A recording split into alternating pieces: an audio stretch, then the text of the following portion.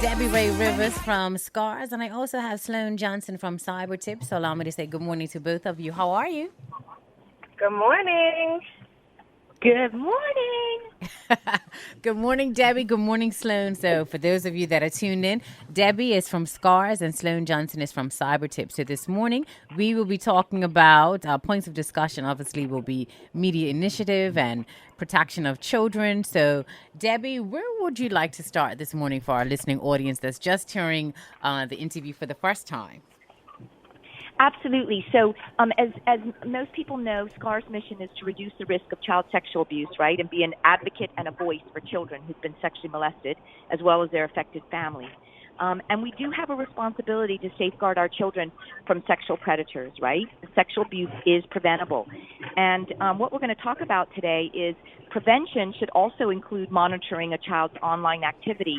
It's not prying. It's just making sure that they are protected on their devices, because we know through research that perpetrators are looking for opportunities to get to children, and so they will use whatever they can to do that, or they these are predators who gain sexual pleasure from images of children, of their bodies. And so it's really important, incumbent of us, that we know where our child is spending time, in person and online.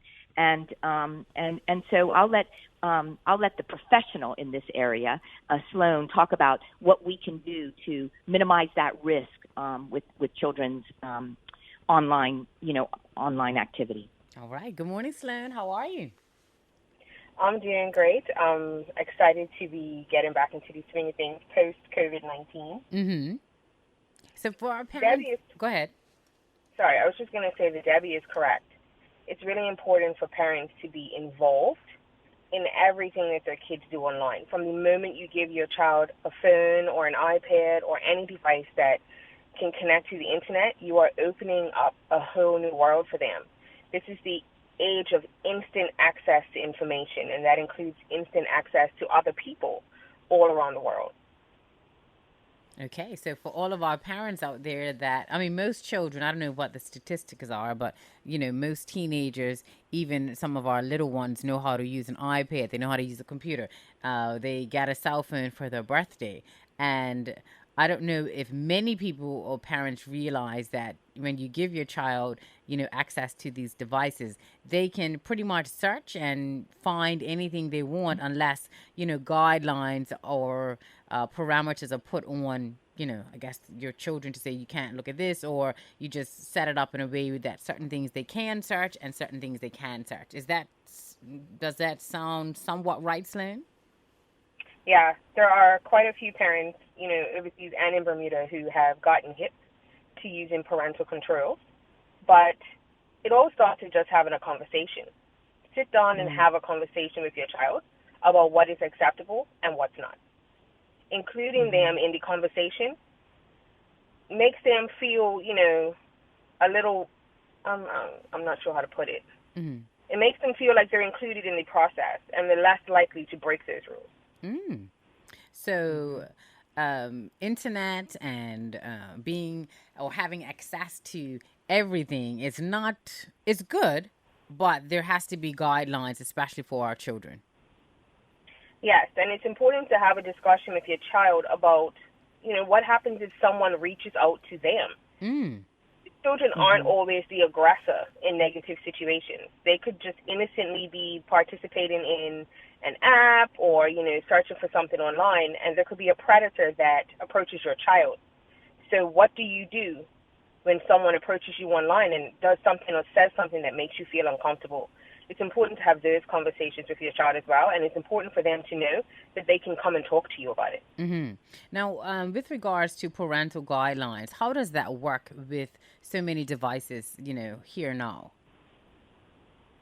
A lot of the parental controls that are available on the market today will link between multiple devices. So it doesn't matter if your child has a phone or an iPad or is using the computer. Usually one app will control all of your devices. Okay. So that's pretty simple for my parents that are listening. Debbie, with regards to predators approaching children online, what does that look like to a 7-year-old or a 10-year-old that is just online playing games with their friends? Well, it's really hard to recognize grooming behaviors. And I think it's why it's important to build our children's self-esteem early so that they know their self-worth. They don't need to be, listening to people who's going to make them feel good and then draw them in. It's really hard to recognize grooming behaviors. But, studies show that, and according to the professionals in the United States, there are more than 500,000 predators online every day. And 1 in 5 children will be solicited. So it's like Sloan said, it is crucial that we continue ongoing conversations with our children, encouraging them to limit sharing of personal information online and to put in some privacy settings. I think that's so crucial, and like Sloan said, help our children brainstorm ways themselves to handle these possible situations. And what they're going to do, what I think predators a lot want to do is they want to talk about, what's your favorite this and how do you like this and you look so pretty and send me a picture. And if a child has low self-esteem, they're going to enjoy that attention, or they're going to want that attention. And so it's really important as well as our job as parents and guardians to, really help our children feel good about themselves so they don't have to get that attention elsewhere. And they won't be pulled into that because perpetrators are very good at grooming. And, there are some things some warning signs that, parents can look out for.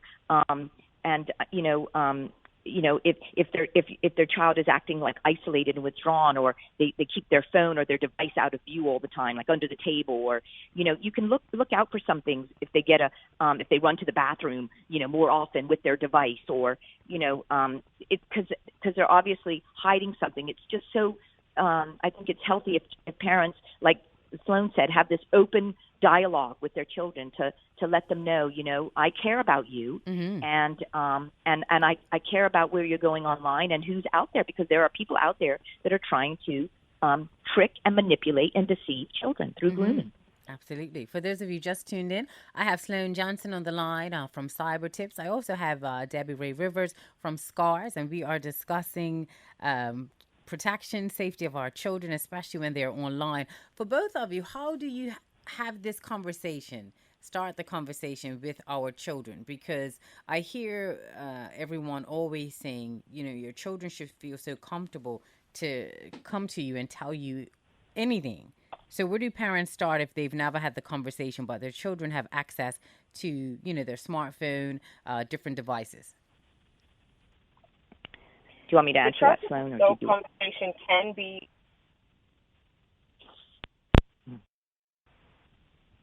Debbie, go ahead. I lost Sloan, so I'm going to get her back. Go ahead. Okay, yes, because she's very wise in this. But, what I would say is, as a parent is, the first thing we start with children is, I love you and I care about you. And, our chairman of the board, John Brunson, he had a great, example that he sometimes shares in our training. And, it's like if you had a picture of your child in your wallet, you wouldn't just give somebody the wallet with your possession in that wallet, that picture of your child. You care about your child, and you just don't want to hand your child over to some predator or some stranger. And the reason that I want to put these safety things on your device is because I care about you and I love you, and I don't want anybody to take advantage of you, because you're my child, and I treasure you. And starting that conversation, the reason we do these things is because we love you. It's not that we're prying. It's because we care about you and we care about your safety. And I think that when you start a message like that with a child, children need to know that they are loved and that they're going to be protected by the people that bring them into this world.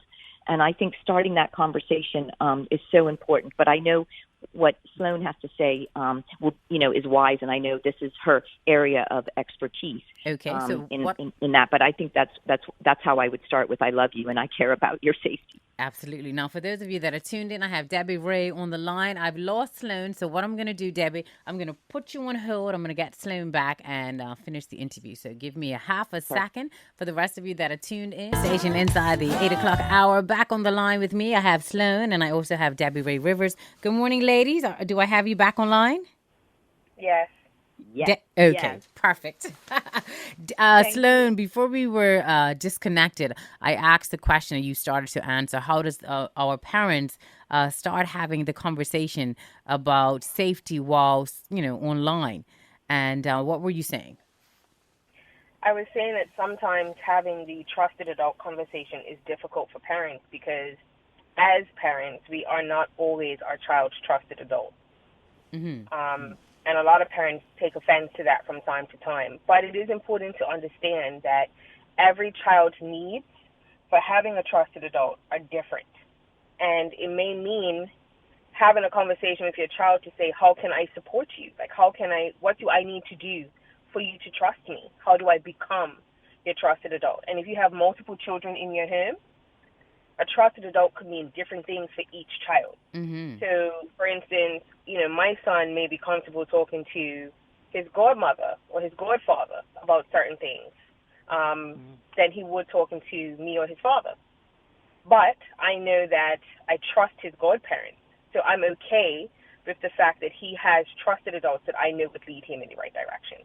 Mm. So if you are not your child's trusted adult, find out how you can become or find out who is. Because it might mean starting the conversation with that adult before having the conversation with your child. Interesting. Debbie? Yes, I 100% agree. Yeah, definitely. She is, that's why she's the professional. That's exactly right. It's really helping your child find out if you can't come to me, who would you go to that you'd feel comfortable saying anything to? But, and reinforcing, also that love for your child. I care about you. I care about your safety. It's my job as your parent to keep you safe always. And I don't want you to think that I'm prying, but I know what's out there and I know the dangers out there. And I just want to make sure that you're always safe. Is there? I mean, with technology, I don't know if there's an age bracket because it seems like our children that are as young as 3 years old know how to use an iPad. So for my parents out there, and they're toiling with the notion, should I give my child a cell phone? What do you say to that? Every child is different. Mm-hmm. I gave my son a cell phone around the time he started to catch the bus by himself. Mm. And it wasn't anything fancy. His first phone wasn't anything fancy. It was one of those call your mama, call your daddy phones. That's it. Yes. And a lot of people thought he was too young. But it really depends on the trust level between the parent and the child. Mm. And if the parent feels that their child is mature enough to handle having a cell phone. Interesting. Okay, Debbie, do you have an age bracket, or would you agree that every child is different? So Yeah, I was not good in this area. I was one of those parents that succumbed to pressure if somebody else was doing it.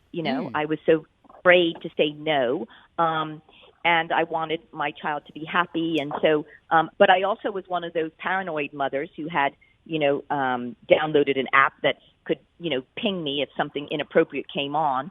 And so I don't think I did it right when my girls were young. I didn't have education then, and I didn't know about cybertips.bm, and this conversation wasn't had 15 years ago. And it wasn't as prevalent as it is now, I think. But I didn't do really well in that area, I will tell you. So I'm probably not the best to ask that question, and my children are now, 28 and 27, so 29. And so I think Sloan is the professional in that area, and she deals with this all the time. But I know that there are predators out there, and as an advocate for child sexual abuse, I just know that we have to do everything we can to protect them on these devices. And but I'm going to leave that question to and that answer to Sloan. Okay, now for my parents that are listening, and maybe you've never been to Cybertips website, you can go to the website. It's a lot of information, very informative. The website cybertips.bm. Sloan, do you do training for parents with regards to cyber tips, technology, children? Yeah, so we do get requests mostly from PTA. And we will go to a PTA meeting and have open discussions with parents about what they can do to keep their child safe online, what their kids are already doing online. A lot of parents don't realize that for most of the apps that their kids are using, like TikTok and Snapchat and Instagram, the legal age is actually 13. But a lot of our kids that are using these apps are 7, 8, and up. Absolutely. So, we give them little tips just to, let them know what their kids may be doing online. But we also do talk about how to have those difficult conversations. The other thing that we always talk to parents about is leading by example. If you have an Instagram page or a TikTok account or even Facebook, because, the kids tell me all the time, Miss Johnson, Facebook is for ill people. It seems like it keeps changing. One I know, minute Facebook was for old people. Now I'm reading that, if you're not on Twitter, I don't know what your problem is. So I'm just like, okay. That's true. But as parents, we have to lead by example. If you're posting inappropriate pictures, when I ask your child why they are posting inappropriate pictures, the response is always, well, my mama does it, so I don't see anything wrong with it. Because if my mama can do it, I can do it too. That is like I don't know if I could say this, but I'm just going to go there. That, for any parent to hear that should be like the biggest wake-up call ever. And it usually is. But we have to lead by example. So I would never post anything that I wouldn't want my son to post. And I think that because his mom is a Cybertips lady, he's super careful about what he posts anyway. Right. Because he knows that I'm going to find out about it. Exactly. Okay. So, and in spot checks, legally, you cannot register a cell phone in Bermuda until you're 18. Which means that every child that has a cell phone, that phone is registered to an adult, whether it be a parent or a guardian. Which means that that parent or guardian is legally responsible for that device and anything that happens with that device. So if your child is bullying somebody and that other child's parent decides to press charges, you can also be held legally responsible, not just your child, because the device is registered to you. That is good information to know. I think some individuals overlook that. It's like, okay, I'm getting my child a cell phone. Obviously, you have to put it in an adult's name because you have to be a certain age. But many people don't realize that if anything goes wrong negatively, that the person who has signed for the cell phone will be held accountable or should be held accountable. Yes. Yeah. Interesting. Debbie, definitely a lot of food for thought this morning. Absolutely. I think the key is we just have to keep talking to our children, keep them aware, keep those lines of communication open, build their self-esteem so they feel, worthy all the time. And just let them know some of these, give them the strategies and the tools and let them know that this is real and I care about you and I care about your safety. And there are people out there, sadly, who have, who struggle with, obviously gaining sexual pleasure from children or trying to groom children. And there are some dangers without, putting the fear of God in them, but really just letting them know that there are dangers out there and I care about you. And whatever you put, on digitally can be public and permanent. And I love you and I'm concerned. Absolutely. I totally agree. Now, for those of you that have been listening, I've been talking with Sloan Johnson from Cybertips. The website for Cybertips, if you've never been to the website, is cybertips.bm. Debbie Ray Rivers from SCARS I've been talking with Debbie as well. SCARS website is scarsbermuda.com. If you have any questions, queries, you're interested in any type of training from either website, definitely go to their websites, have a look, send them an email. I'm sure someone will respond accordingly. And who knows, you actually might learn something new with regards to the information that is on the website. But these interviews that I've been having with Debbie and her guests, and today's guest is Sloan Johnson, is just about awareness. Would you say, Debbie, and keeping our children safe? Absolutely. And, education is power and awareness is power. And we don't know what we don't know. But once we know, we can make choices that protect all the children in our community. It's very important because children will become adults. And, hurt children become, scarred adults. And so we want to make sure that we can do everything in our power to prevent any type of abuse to a child, and so that we can, preserve their innocence for as long as possible. Absolutely. Sloan, Debbie, what would you like to leave our listening audience with this morning, just in case they have listened to the entire interview or they're just tuning in? I would just like to leave everyone with the fact that, just to reiterate what Debbie just said, everything that you post online is permanent, whether you're a child or an adult. And everything that you post online can come back later on in life and affect your future. So it's important for our young people now to understand that the things you post now may prevent you from getting into the college or university of your choice or being chosen for that scholarship program. So it's really important that you pause and think before you post. Pause and think before you post. I totally agree. Debbie? Yes, I want to leave everybody with that, and the adults to pass that on to the children in their life. And I just want to thank Sloan and Cybertips, what they do. It is so vitally important for this country, for our children in our country. That information is critical to the safety of a child. And so we are very, very grateful to Cybertips. All right. Thank you very much, ladies. For the rest of you that are tuned in, go to the website, cybertips.bm. Also have a look at SCAR's website, scarsbermuda.com. These ladies are here to not only inform you, but also to keep our children educated and safe. So if you have any questions or queries, go to both websites. If you're interested in any type of training, send an email. You can sign up, and the necessary individuals will definitely get back to you. But as Sloan has stated, Debbie has stated, it's all about education, knowledge, and empowering our children, self-esteem, keeping our children safe. And for us adults, because we are supposed to lead by example, pause and think before you post online. Yes, Sloan? Yes, ma'am. All right. Sloan, thank you so much. I know you have a busy day. Debbie, you always have a busy day. So thank you guys for this interview this morning. And I look forward to speaking with you, Debbie, next week. Yes, next week. Thank you so much for this opportunity. No problem. Thank you so much, Sloan. Have a great day. Thank you, Debbie. You as well. Bye-bye. All right. Bye-bye. Bye-bye.